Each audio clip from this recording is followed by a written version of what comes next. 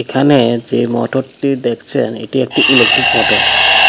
Electric মোটরটির চালানোর উদ্দেশ্য হলো আজকে জমির মধ্যে জল দিতে হবে।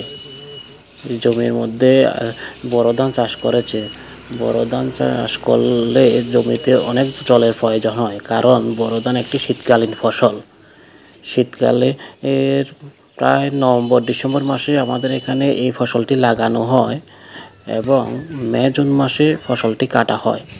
তো ফসলটি যখন ফলায় তখন বৃষ্টিপাত কম হয় বলে জলসেচের বিশেষ প্রয়োজন।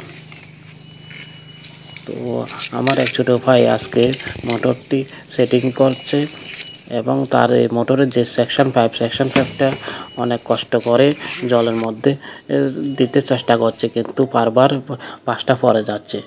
তাই আমি তাকে বুদ্ধি দিলাম সেকশন পাইপের মাথায় একটা ইট বেঁধে দেওয়ার জন্য। ইটটি বাঁধার কারণে সেকশন পাইপটা খুব সহজে জলের মধ্যে ডুবে গেছে, কিন্তু জলের মধ্যে ডুবে ফেলে হবে না। এরপরে মোটরটা চালাতে গেলে মোটরের মধ্যে 2-3 বালতি জল প্রবেশ করাতে হবে।